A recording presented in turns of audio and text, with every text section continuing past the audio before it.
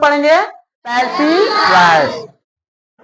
तो passive voice है ना, पैसिव वॉइस बहुत ही इजी टॉपिक है, ठीक है।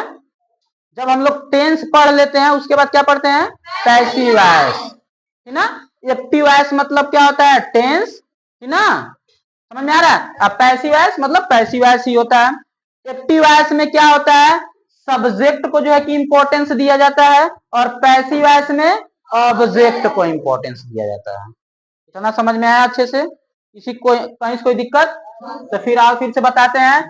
डिफिनेशन है पैसिव वॉइस के, वर्ब के उस रूप को वॉइस कहते हैं जिससे यह पता चलता है कि सब्जेक्ट कुछ कार्य करता या उसके लिए कुछ किया जाता है, तो उसे हम लोग क्या कहते हैं, पैसिव वॉइस कहते हैं। उसे हम लोग क्या कहते हैं, पैसिव वॉइस कहते हैं।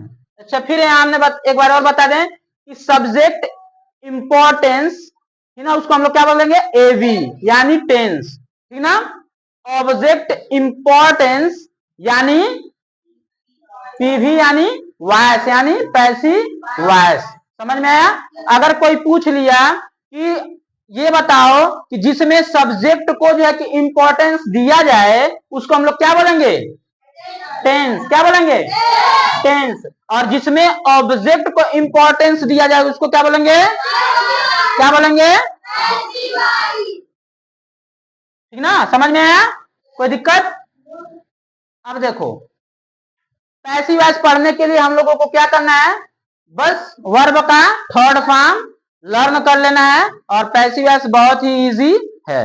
किसी भी टेंस के पैसिव वॉइस में हमेशा हम लोग क्या लगाते हैं, वर्ब का थर्ड फॉर्म, ठीक है, समझ में आया। तो जैसे कि इसमें देखो, सब्जेक्ट इंपॉर्टेंस और ऑब्जेक्ट इंपॉर्टेंस थोड़ा बता दें क्या होता है। जैसे मैं बोला कि आई टीच इंग्लिश, मैं इंग्लिश पढ़ाता हूं, ये है एक्टिव वॉइस, मैं इंग्लिश पढ़ाता हूं, ये क्या है, एक्टिव वॉइस है ना। अब इसको पैसिव वॉइस में बस चेंज करना है। तो मैंने क्या बताया, पैसिव वॉइस के लिए किसकी इंपॉर्टेंस दी जाती है, ऑब्जेक्ट को। तो जो इसमें ऑब्जेक्ट क्या है, यहाँ सब्जेक्ट है, यहाँ वर्ब है, यहाँ ऑब्जेक्ट है ना, तो ऑब्जेक्ट को यहाँ खींच लो। अब यहाँ लिखोगे इंग्लिश, ठीक ना, ठीक। उसके बाद लिखेंगे इज, ठीक, समझ में आया। उसके बाद टीच का थर्ड फॉर्म होता है टॉट, क्या होता है, टॉट। उसके बाद लग जाता है बाई, और आई का ऑब्जेक्टिव केस क्या होता है, मी, बताया था ना कल, क्या जाएगा, मी। कोई दिक्कत, समझ में आया ना। तो इसमें किसकी इंपॉर्टेंस दी गई, सब्जेक्ट की, और पैसिव वॉइस में किसकी दी गई, ऑब्जेक्ट की। समझ में आया, समझ में आया सबको। अब यहाँ देखो, यहाँ देखिए डायग्राम बनाया, इसको जरा सा समझो। यहाँ हमने क्या लिखा है, टेंस, ठीक ना। अब देखो पैसिव वॉइस, देखो टेंस कितने प्रकार के होते हैं, तीन प्रकार के होते हैं ना, प्रेजेंट, पास्ट, फ्यूचर, जिसमें चार होते हैं ना। अफर्मेटिव क्या बोलते हैं, प्रेजेंट इंडेफिनिट पर, तो टोटली कितने होते हैं, 12। कितने होते हैं, 12 पढ़े हो ना। प्रेजेंट का 4, पास्ट का 4, फ्यूचर का 4, तो 4 4 4 क्या हो जाएगा, 12 यानी 12। लेकिन पैसिव वॉइस पढ़ने के लिए हम लोग को बस 8 ही पढ़ना है। क्या पढ़ना है, 8, बस 8। क्या क्या पढ़ना है, अब इसको जरा देख लो। हम लोग पैसिव वॉइस पढ़ने के लिए वो 8 जो है कि कौन कौन सा होते हैं, प्रेजेंट इंडेफिनिट होते हैं, ठीक है, प्रेजेंट कॉन्टिन्यूअस होते हैं, प्रेजेंट परफेक्ट होते हैं। प्रेजेंट परफेक्ट कॉन्टिन्यूअस का पैसिव वॉइस नहीं बनता है, ठीक है। उसी तरह से पास्ट इंडेफिनिट पढ़ेंगे, पास्ट कॉन्टिन्यूअस पढ़ेंगे, पास्ट परफेक्ट पढ़ेंगे, पास्ट परफेक्ट कॉन्टिन्यूअस का पैसिव वॉइस नहीं बनता है, ठीक है। फ्यूचर इंडेफिनिट पढ़ेंगे, फ्यूचर परफेक्ट पढ़ेंगे, ना तो फ्यूचर कॉन्टिन्यूअस पढ़ेंगे और ना तो फ्यूचर परफेक्ट कॉन्टिन्यूअस पढ़ेंगे। यानी बस हम लोगों को कितना पढ़ना है, 8। कितना पढ़ना है, 8, है ना।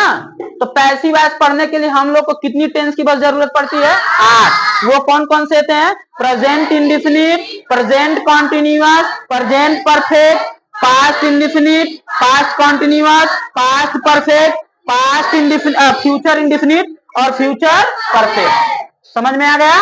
तो इतने हम लोग को टेंस पढ़ना जो एक हफ्ते में खत्म हो जाएगा, ठीक ना। अच्छा, तो यहाँ हमने क्या लिखा है? Active voice. यहाँ क्या लिखा है? Passive voice. ठीक है, अब यहाँ तुमको देखना है प्रेजेंट इंडेफिनिट में हम लोग डू डज का प्रयोग करते हैं, पढ़ाए हैं, किए ना। लेकिन जब पैसिव वॉइस में हम लोग पढ़ेंगे तो इज एम आर का प्रयोग करेंगे। किसका करेंगे? Is am are. जैसे यहाँ देखो हमें किए हैं ना इज, यानी सिंगुलर के साथ इज करेंगे, ठीक ना, आ रहा समझ में। आई के साथ एम करेंगे, ठीक है ना, और आर यू वी दे पढ़े ना, उसके साथ आर का उपयोग करेंगे। कल हम पढ़ाएंगे अच्छे से कैसे बनता है, बस इसको समझ लो तुम लोग। समझ में आ रहा है? तो प्रेजेंट इंडेफिनिट में पैसिव वॉइस बनाने के लिए किस किस हेल्पिंग वर्ब का प्रयोग करना पड़ता है? Is and are. ठीक है, और प्रेजेंट कॉन्टिन्यूअस में हम लोग क्या हेल्पिंग वर्ब पढ़े थे? इज एम आर पढ़े थे ना। लेकिन जब हम लोग इसका पैसिव वॉइस जब पढ़ेंगे प्रेजेंट कॉन्टिन्यूअस का, तो उसका हेल्पिंग वर्ब क्या होता है? Is am are being. क्या होगा? बीइंग। समझ में आ रहा है? कोई दिक्कत? उसी तरीके से यहां देखो प्रेजेंट परफेक्ट में हम लोग क्या पढ़े थे? Has had. क्या पढ़े थे? Has had. लेकिन जब इसका हम लोग पैसिव वॉइस पढ़ेंगे क्या? Has had been. क्या बोलेंगे? बीन, ठीक ना। और उसे पास्ट इंडेफिनिट में हम लोग डिड लगाए थे ना निगेटिव में, लेकिन जब इसका पैसिव वॉइस जब पढ़ेंगे क्या लगाएंगे? वाज ओवर लगाएंगे, ठीक ना। क्या लगाएंगे? वाज ओवर लगाएंगे। पास्ट कॉन्टिन्यूअस में क्या हम लोग पढ़े थे? Was over. लेकिन जब पास्ट कॉन्टिन्यूअस का जब हम लोग पैसिव वॉइस बनाएंगे क्या पढ़ेंगे? Was over being. समझ में आ रहा है? उसी तरीके से जब हम पास्ट परफेक्ट पढ़ेंगे तो हैड पढ़ाए थे ना, हैड का थर्ड फॉर्म पढ़ाया था ना, तो अब यहाँ इसमें हैड बीन लग जाएगा। क्या लग जाएगा? हैड बीन, ठीक ना। फ्यूचर इंडेफिनिट में विल पढ़े थे, लेकिन जब इसका फ्यूचर इंडेफिनिट का जब हम लोग पैसिव वॉइस बनाएंगे क्या पढ़ेंगे? Will be. समझ में आ रहा है? उसी तरह फ्यूचर परफेक्ट का जब हम लोग विल हैव पढ़े थे ना, लेकिन जब इसका हम लोग पैसिव वॉइस बनाएंगे क्या पढ़ेंगे? Will have been. ये सबको लर्न होना चाहिए, कल इसको पूछा जाएगा किस टेंस में पैसिव वॉइस बनाने के लिए कौन कौन सा हेल्पिंग वर्ब लगता है। तो सारे लोग बेटा अच्छे से लर्न कर लेंगे। समझ में आया सबको? किसी का दिक्कत नहीं ना?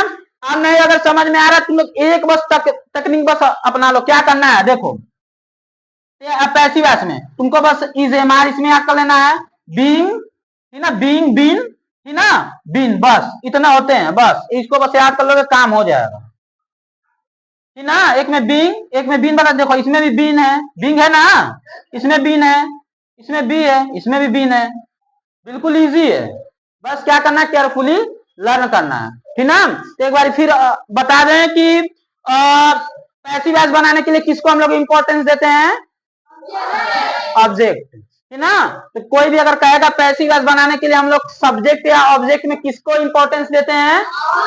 ऑब्जेक्ट, ठीक ना। तो उसको हम लोग क्या बोलते हैं? पैसिव वॉइस, ठीक ना। पैसिव वॉइस क्या है? टेंस का क्या अपोजिट है, कुछ है नहीं, काम वही होगा।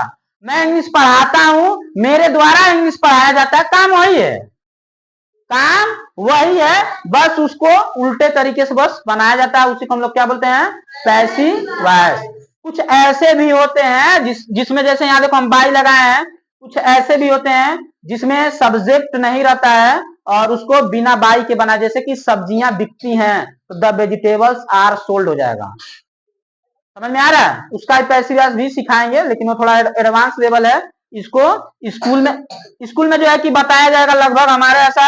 अगर तुम लोग जब आगे चल के पढ़ोगे ना तो लगभग लोग बताएंगे 10 लोग बताएंगे बनता है, लेकिन 8 ही बनता है बेटा, ठीक है ना, 8 ही बनता है, ठीक है ना।